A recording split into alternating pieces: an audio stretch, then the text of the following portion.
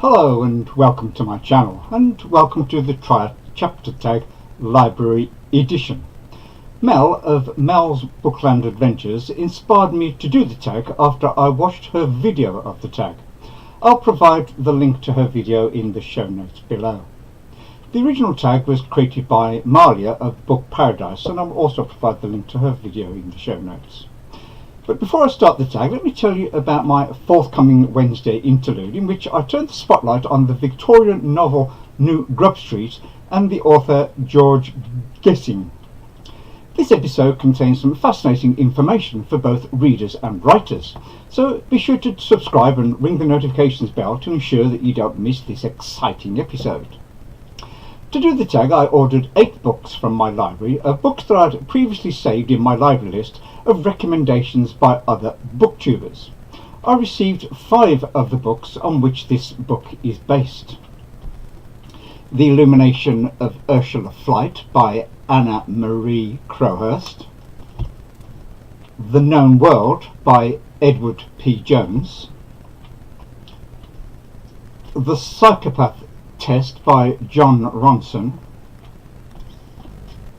The Group by Mary McCArthy, and thus The Psychology of Time by Kate Mascarenhas.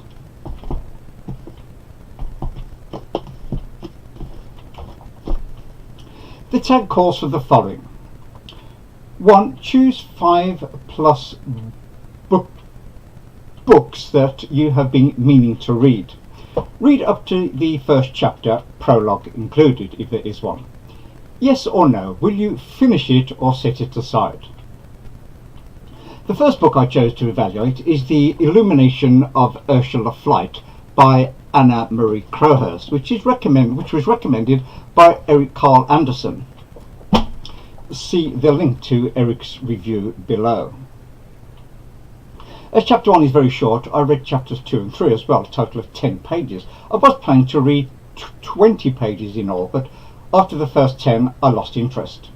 Then I read from page 111 and page 112, which was okay, and then I read some of Ursula's diary entries in chapter 19 of part 1. They were a bit dull, but alright. Then I read some of the sentences in the rest of the book.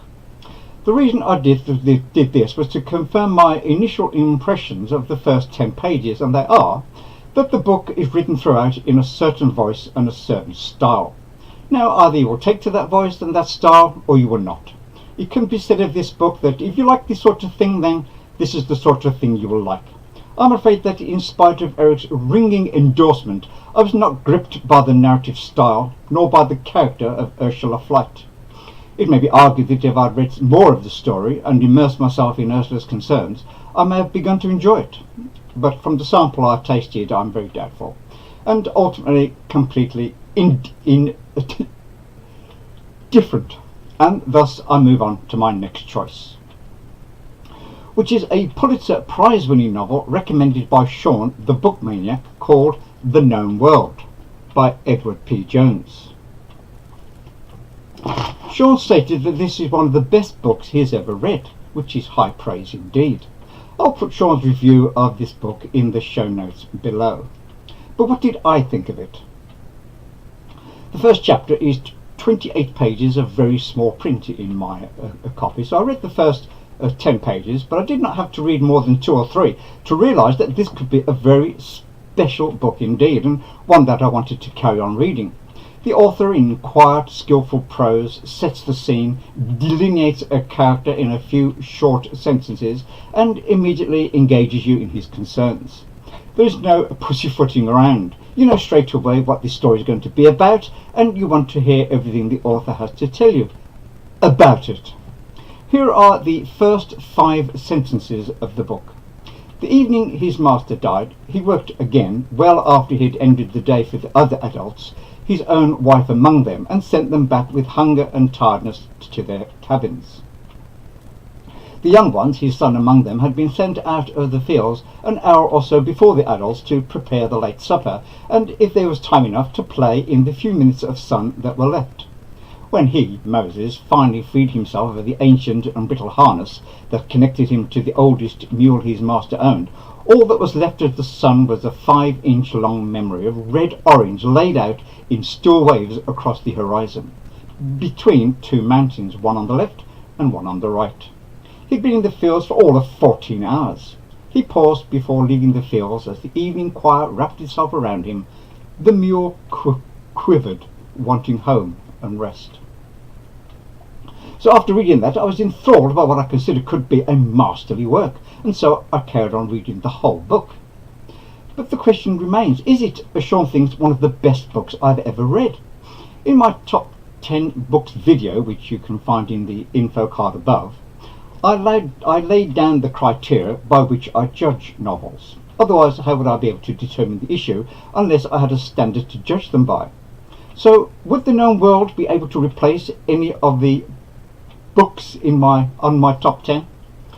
I'm approaching this critique in the spirit of Britta Bohler, who said that we tend to be less critical than we should be about our favourite books.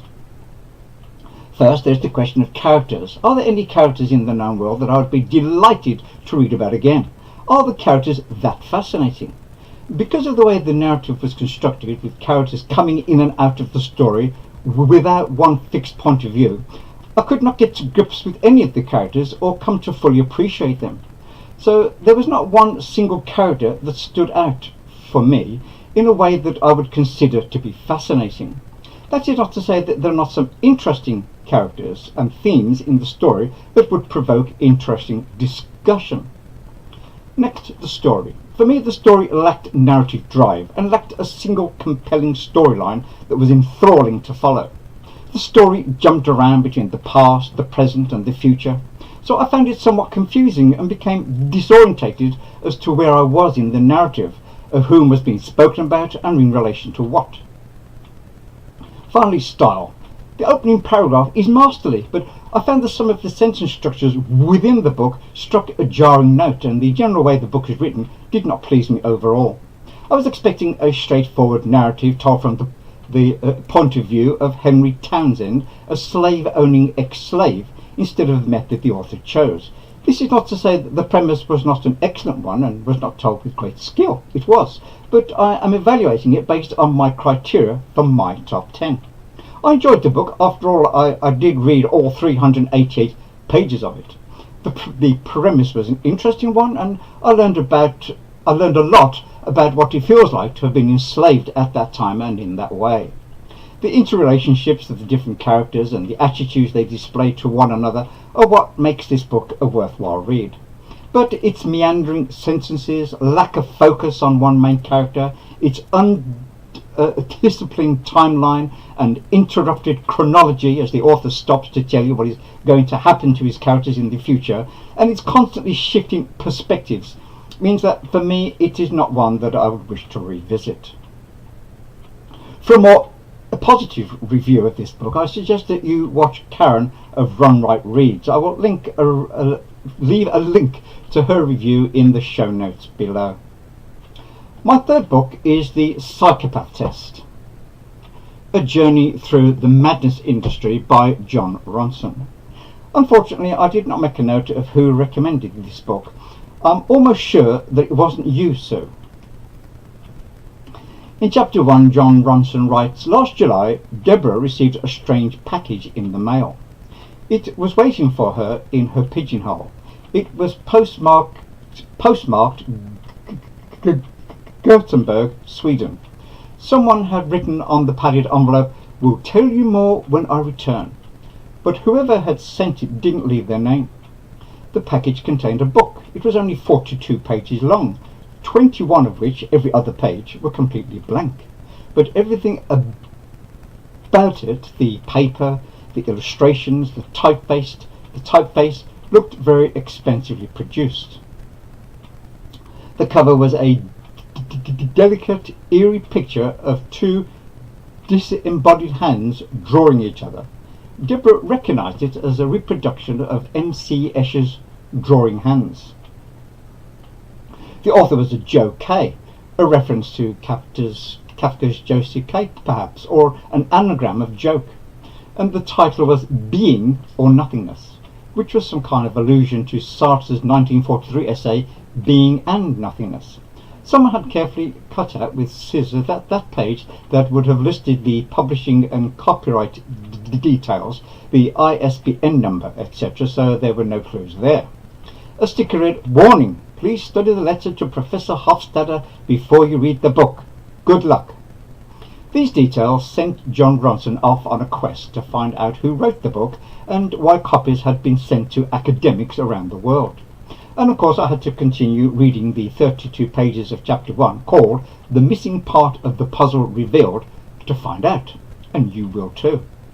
This investigation then leads him to explore the crazy world of the madness industry. He tells the story with both humour and serious intent, and his book left me wondering who was crazy, the patients or the madcap psychiatrist who devised several outlandish and ineffective treatments. After attending a course on the Psychopath test by Bob Hare, Ronson cannot resist evaluating everyone he meets thereafter by the criteria of the test to determine if they are psychopaths or not. Practically everyone was, or at least had some psychopathic tendencies. In applying the test to myself and my wife, I discovered that one of us is perfectly normal, as only one of the 20 criteria applied, and that one of us has pronounced psychopathic tendencies. My final impression, though, of Ronson and his book is that it was self-serving, self-indulgent, and ultimately empty. It contains a certain amount of wit and is clever, but ultimately I was left feeling unsatisfied. Would I want to read anything else by John Ronson? Based on this offering, I think not. On Thursday, I collected another 2 books from the library, so I've only had time to read the first chapters of each of them. The 4th book is The Group by Mary McCarthy, recommended by Britta Bohler. See link below. I read the introduction by Candice Bushnell, and I read all of the first long chapter, which starts off very slowly, and so it took me at least a third or more of the chapter to get to grips with what was going on. Mary McCarthy no doubt can write, but my impression is that I'm not the target audience for this book. The content seems to me to be aimed at a much younger audience, perhaps women in their 20s and 30s, and the young at heart, the lovely Britta Bohler. The other impression I had was that the first chapter is only an introduction to the book, and so it would not be fair of me to dismiss the actual content of the novel based on that one chapter solely. However, I did not enjoy the general tone of McCarthy's writing, and so for that reason alone I will not be reading the rest of that book.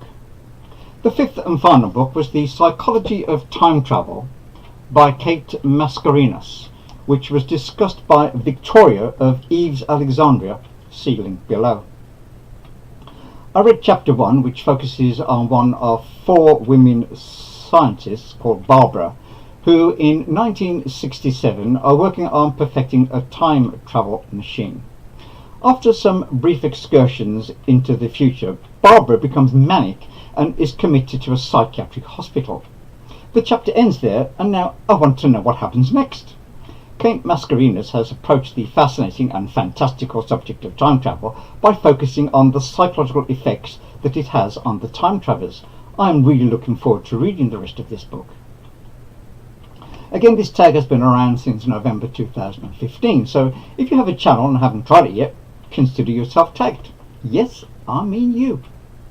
So that's all, folks, and remember to comment, subscribe, like and share, and I'll be back soon with another BookTube video.